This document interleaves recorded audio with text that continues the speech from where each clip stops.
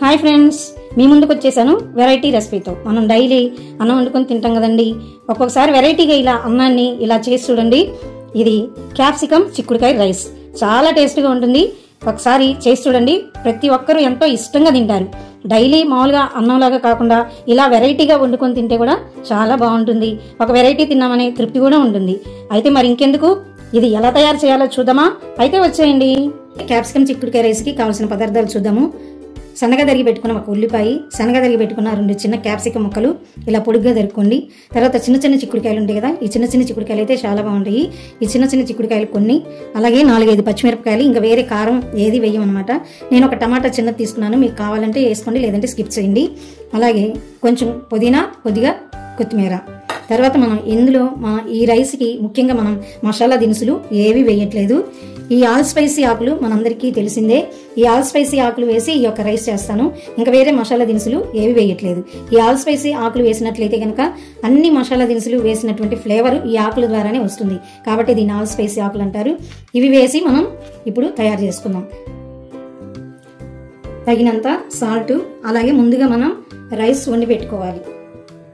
Stove వెలిగించుకొని కళాయి పెట్టుకొని నేనైతే ఒక 2 స్పూన్లు 3 స్పూన్లు నెయ్యి వేసుకున్నా.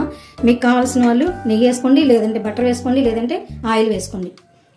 ఆయిల్ కాగిన తర్వాత, ఆయిల్ కాగింది, నేను ఈ ఆల్ స్పైసీ ఆకులు వేస్తున్నాను. ఒక 3 ఆకులు వేస్తున్నాను చాలు. మీకు చూపించిన ఏవైనా సరే ఇంట్లో మీరు ఉన్న వాళ్ళని బట్టి తీసుకోండి క్వాంటిటీ. ఇవి ఎండిపోయిన ఆకులు వేస్తేనే కదండి, పచ్చి ఆకులు వేసినా కూడా అదే ఫ్లేవర్ వస్తుంది. ఇంకా వేరే మసాలా దినుసులు ఏవి వేయక్కర్లా. ఫస్ట్ మనం చిక్కుడుకాయలు వేద్దాము.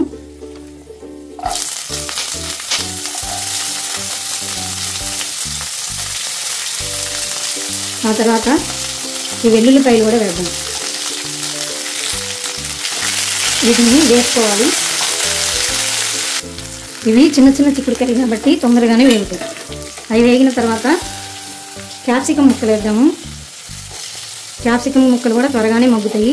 ఉల్లిపాయలు ఇంకా తొందరగా అయిపోతాయి కాబట్టి అవి లాస్ట్లో వేద్దాము.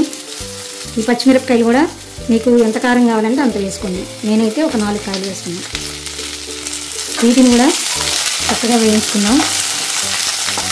చెప్పాను కదా, క్యాప్సికమ్ కూడా ఊరికే మగ్గిపోతుంది.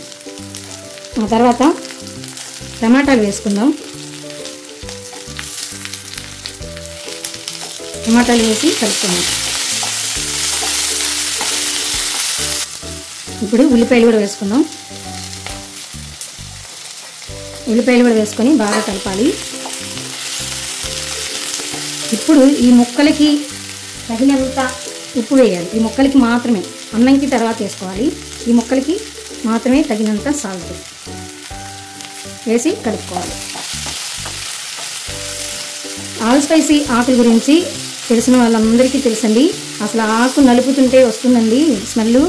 అసలు అన్ని మసాలా దినుసులు ఎటువంటి వాసన అయితే వస్తాయో, ఈ ఆల్ స్పైసీ ఆకులు కూడా అదే స్మెల్ వస్తుంది.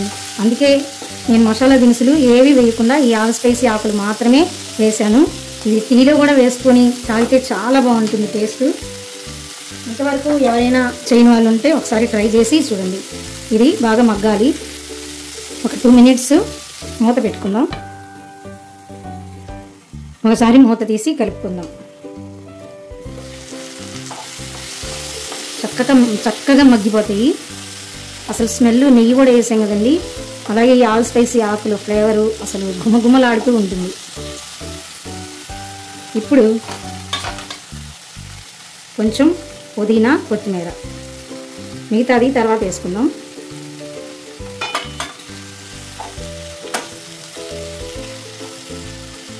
దీన్ని కూడా వేసుకొని బాగా కలుపుకుందాం.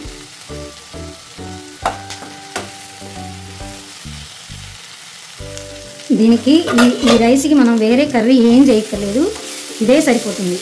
మీ దగ్గర నువ్వుల పొడి ఉంటే 1 స్పూను నువ్వుల పొడి కూడా వేసుకోండి. చాలా టేస్ట్ వస్తుంది.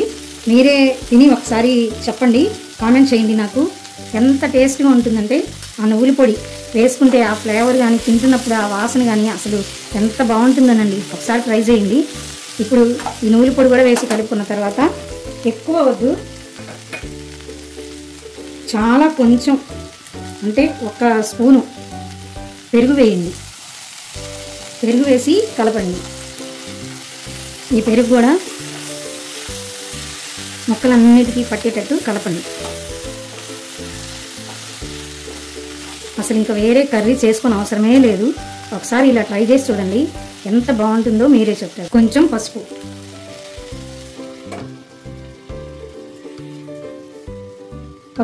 పసుపు వేసాం కదా, కొంచెం కలే పెడదాం.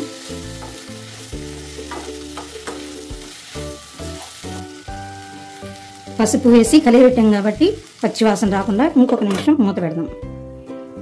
1 minute అయిపోయింది.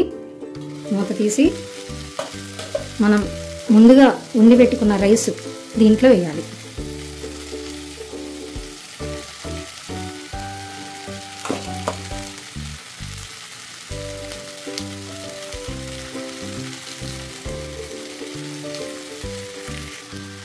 కింద నుంచి పైకి చక్కగా కలుపుకుందాం.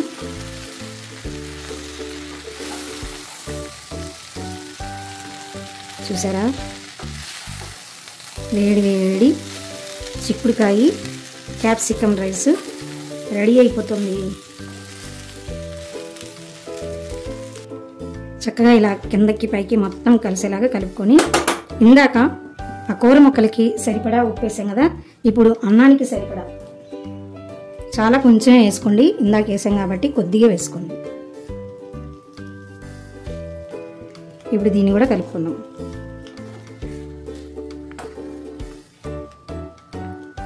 ఇప్పుడు సన్నగా తరిగి పెట్టుకున్న ఆ కొత్తిమీర, కొంచెం కాడలు అవన్నీ వేసుకుంటే చాలా టేస్ట్గా ఉంటుంది. అయిపోయింది. చూసారా ఎంత తేలికగా అయిపోయిందో, ఎంత త్వరగా అయిపోయిందో.